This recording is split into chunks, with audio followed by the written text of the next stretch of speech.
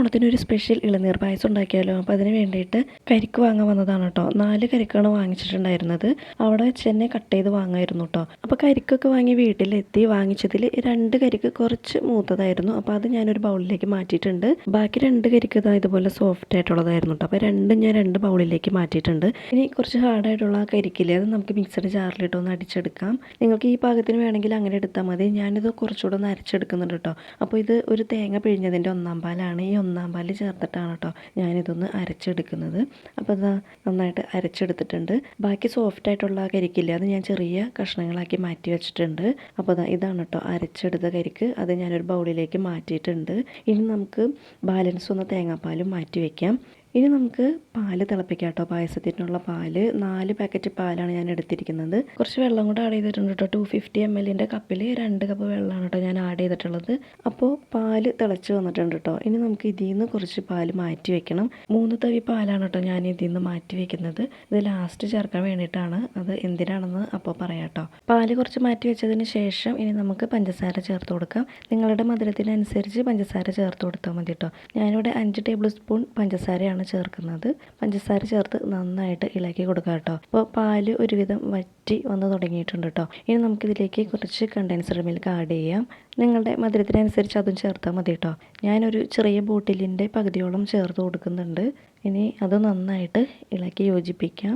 അതിനുശേഷം നമുക്കിതിലേക്ക് കുറച്ച് നെയ്യ് ചേർത്ത് കൊടുക്കാം കേട്ടോ. 1 ടേബിൾ സ്പൂൺ നെയ്യാണ് ഞാൻ ചേർക്കുന്നത്. 1 ടേബിൾ സ്പൂൺ നെയ്യ് മാത്രം ചേർത്താൽ മതി കേട്ടോ. കൂടുതൽ ചേർത്ത് കഴിഞ്ഞാൽ ആ നെയ്യുടെ ടേസ്റ്റ് മുന്നിട്ട് നിൽക്കും. ഇളനീർ പായസം ഉണ്ടാക്കുമ്പോൾ ശരിക്കും ഇളനീരിൻ്റെ ടേസ്റ്റ് തന്നെ മുന്നിട്ട് നിൽക്കണം. അല്ലാതെ ചേർക്കുന്ന നെയ്യുടെയും പിന്നെ ഏലക്കായുടെ ഒക്കെ ടേസ്റ്റ് ആയിക്കഴിഞ്ഞാൽ ആ പായസം ഇളനീർ പായസം ആണെന്ന് തോന്നില്ല കേട്ടോ. ഇനി നമ്മൾ ചേർക്കാൻ പോകുന്നത് നേരത്തെ അരച്ചു വെച്ച കരിക്കില്ലേ, അതാണ് കേട്ടോ. അരച്ചെടുത്ത കരിക്ക് കംപ്ലീറ്റ് നമുക്ക് അതിലേക്ക് ചേർത്ത് കൊടുക്കാം. അതിനുശേഷം നന്നായിട്ട് ഇളക്കി യോജിപ്പിക്കാം കേട്ടോ. ലോ ഫ്ലെയിമിൽ വെച്ചതിന് ശേഷം കരിക്ക് ചേർത്ത് കൊടുത്താൽ മതി കേട്ടോ. കരിക്ക് ചേർത്ത് അപ്പോൾ തന്നെ നന്നായിട്ട് ഇളക്കി കൊടുക്കണം. തുടർച്ചയായി ഇളക്കി കൊടുത്തുകൊണ്ടിരിക്കണം കേട്ടോ.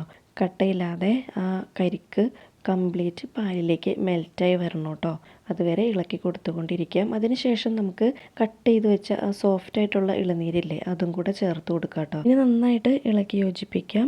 പായസം വെക്കുമ്പോൾ അതിൻ്റെ ഒരു മെയിൻ ഘടകം അതിൻ്റെ ഇളക്കൽ തന്നെയാണെന്നാണ് കേട്ടോ കേട്ടേക്കുന്നത്. അപ്പോൾ നന്നായിട്ട് ഇളക്കി കൊടുക്കാം. ഇനി ഇതിലെ കഷ്ണങ്ങളൊക്കെ ഒന്ന് വെന്ത് ഒന്നുകൂടെ കുറുകി വരണം കേട്ടോ. കരിക്ക് നമ്മൾ അരച്ച് ചേർത്തുകൊണ്ട് തന്നെ ഇത് പെട്ടെന്ന് ഇനി കുറുകി വരും കേട്ടോ.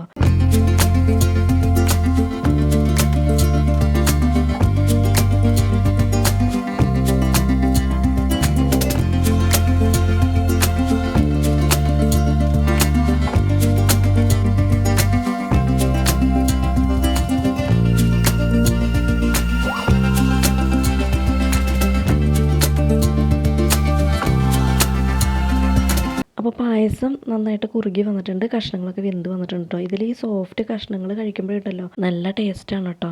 ഇനി നമുക്ക് ഇതിലേക്ക് നേരത്തെ തേങ്ങാപ്പാൽ പിഴിഞ്ഞത് ബാലൻസ് ഇരിക്കുന്നുണ്ടായിരുന്നില്ലേ, അത് ചേർത്ത് കൊടുക്കാം. അപ്പോൾ നന്നായിട്ട് കുറുകി വന്നിട്ടുണ്ട് കേട്ടോ. അതുകൊണ്ടാണ് നമ്മൾ തേങ്ങാപ്പാൽ ഇപ്പോൾ ആഡ് ചെയ്ത് കൊടുത്തത്. ഈ പായസം ഇരിക്കും തോറും വീണ്ടും കുറുകി വരും കേട്ടോ. അപ്പോൾ നമുക്ക് കുറച്ചുകൂടെ തേങ്ങാപ്പാൽ ആഡ് ചെയ്ത് കൊടുക്കാം. ഇത് നന്നായിട്ട് ഇളക്കി യോജിപ്പിച്ചതിന് ശേഷം കുറച്ച് ഏലക്ക പൊടിച്ചത് ചേർത്ത് കൊടുക്കാം കേട്ടോ. ഏലക്കായും പഞ്ചസാരയും കൂടെ പൊടിച്ചതാണ് കേട്ടോ.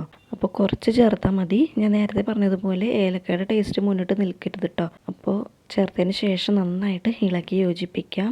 അതിനുശേഷം നമുക്ക് നേരത്തെ എടുത്ത് വെച്ച പാലില്ലേ, 3 തവി പാല് മാറ്റി വെച്ചത്, അതും കൂടെ ചേർത്ത് കൊടുക്കാം കേട്ടോ. നേരത്തെ നെയ്യ് എടുത്ത സ്പൂണിൽ കുറച്ച് നെയ്യ് പറ്റി പിടിച്ചിരിക്കുന്നുണ്ടായിരുന്നു. അപ്പോൾ അത് ഞാൻ ഇതിലേക്ക് ആഡ് ചെയ്ത് കൊടുത്തിട്ടുണ്ട് കേട്ടോ. അപ്പോൾ നമ്മൾ മാറ്റി വെച്ച പാലും കൂടെ ആഡ് ചെയ്ത് കൊടുത്തിട്ടുണ്ട്. അപ്പോൾ നന്നായിട്ട് കുറുകിയിരുന്ന പായസം കറക്റ്റ് കൺസിസ്റ്റൻസിയിൽ ആയിട്ടുണ്ട്. ഈ പായസം ഇരിക്കും തോറും പെട്ടെന്ന് തന്നെ കുറുകി വരും കേട്ടോ. അപ്പോൾ അതുകൊണ്ടാണ് ഞാൻ കുറച്ച് പാല് മാറ്റി വെക്കണമെന്ന് പറഞ്ഞിട്ടുണ്ടായിരുന്നത്. അപ്പോൾ ഈ ഒരു കൺസിസ്റ്റൻസിയിൽ വെച്ചാൽ മതി കേട്ടോ. ഇനി നമുക്ക് ഫ്ലെയിം ഓഫ് ചെയ്യാം. ഈ ഒരു പായസത്തിൽ നമ്മൾ ക്യാഷ്നട്ട്, കിസ്മിസ് അങ്ങനത്തെ ഐറ്റംസ് ഒന്നും ആഡ് ചെയ്യുന്നില്ല കേട്ടോ.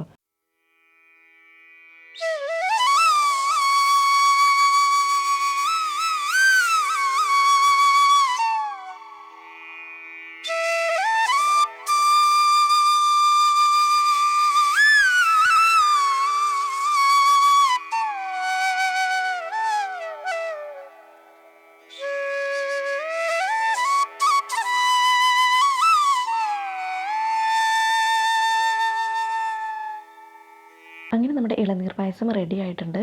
ഈ പായസം ശരിക്കും ഡിസേർട്ട് കഴിക്കുമ്പോൾ തണുപ്പിച്ച് കഴിക്കണം, അപ്പോഴാണ് കേട്ടോ ടേസ്റ്റ് കൂടുതൽ. ഞാൻ ഇതിനു മുമ്പ് ഈ പായസം ഉണ്ടാക്കിയിട്ടുണ്ട്, അന്ന് വീഡിയോ ഒന്നും എടുത്തിട്ടില്ല. ഇളനീർ പായസത്തിൻ്റെ മിക്സ് കടയിൽ നിന്ന് മേടിച്ചിട്ടാണ് കേട്ടോ ഉണ്ടാക്കിയത്. പക്ഷേ അന്ന് തേങ്ങാക്കൊത്ത് വെച്ചിട്ട് പായസം ഉണ്ടാക്കിയ പോലെ ആയിരുന്നു ഇരുന്നത്.